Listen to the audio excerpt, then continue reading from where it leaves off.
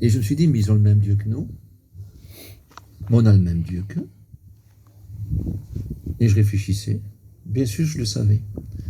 Des moments qu'on réalise mieux, d'un moment que Dieu nous le rappelle, c'est lui qui dit, mais tu as le même Dieu que eux, je suis leur Dieu, mais je suis ton Dieu. Je pense à Adam. Adam était appelé fils de Dieu. C'était son nom, Luc 3,38, Adam, fils de Dieu. Était réellement le fils de Dieu. Pas le fils divin, mais le fils terrestre. Pas le fils éternel, qui a toujours existé, mais un fils qui devrait vivre éternellement aussi, et ne pas connaître la mort. Il l'appelait fils de Dieu, parce que c'était Dieu son créateur. Et Dieu était son Dieu à ce moment-là. Puis le temps a changé, vous savez très bien tout ce qui s'est passé. Et puis vous connaissez son erreur, de lui et puis d'elle. Et de quelle façon? Parce qu'ils avaient peur et puis qu'ils avaient honte. Il les a restaurés, il les a habillés. Et puis il leur a fait une belle promesse. Une belle promesse. Il a dit au diable, mais eux c'était une promesse pour eux. Il dit, tu vois, hein, la postérité de ces deux-là, là, il va naître un fils. Puis il va t'écraser la tête. Tu ne commanderas plus un jour.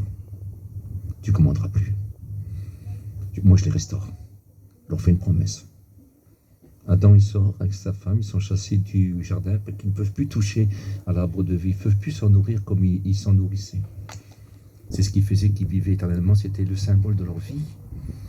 Ils avaient souillé par le péché. Il faut attendre le fils qui vient, qui écrase la tête du serpent. Il appelle sa femme, il dit, tu t'appelles Ève. Elle n'avait pas de nom, c'était femme. Maintenant c'est Ève, c'est une fille mère de tous les vivants. Et puis ils eurent un fils. Et puis Ève, elle croit que c'est celui qui va écraser la tête du serpent, mais c'est pas lui, c'est Caïn. Il sera le meurtrier de son frère. Puis il y aura 7. Puis après on va commencer les hommes vont commencer à invoquer Dieu. C'est-à-dire il y aura un prêtre pour Dieu. Façon de parler, un sacerdoce, un sacrificateur, c'est 7. Puis il était le Dieu de 7. Et puis 7 était un homme merveilleux.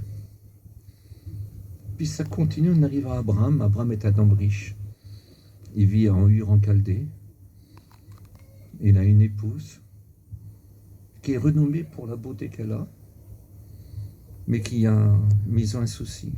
Ils n'ont pas de famille. Il n'y a pas de postérité. Il n'y a pas d'avenir. Ils sont riches. Ils ont beaucoup de serviteurs. Abraham est puissant. Mais un champ tremblé. Pas d'avenir. Et Dieu lui parle. Il dit, Abraham, sors de là. Sors de ton pays. Quitte ton pays. Et puis, je vais te montrer un pays que je donnerai à ta postérité. C'est-à-dire, il lui promet une postérité. Mais pour ça, il faut qu'il obéisse. Il faut qu'il quitte. Qu'il quitte cet endroit-là. Parce que Dieu veut lui donner une postérité qui n'aura pas cet endroit-là, mais un autre endroit. Donc ce sera eux les maîtres du pays. Où le roi du pays sera de sa race à lui. De sa descendance à lui. Puis il est parti par la foi. On ne rentre pas dans tous les détails. Il a obéi. Il a quitté vraiment ses aises. C'était quelqu'un de bien. Il va se retrouver nomade jusqu'à sa mort. De 75 ans jusqu'à 75 ans.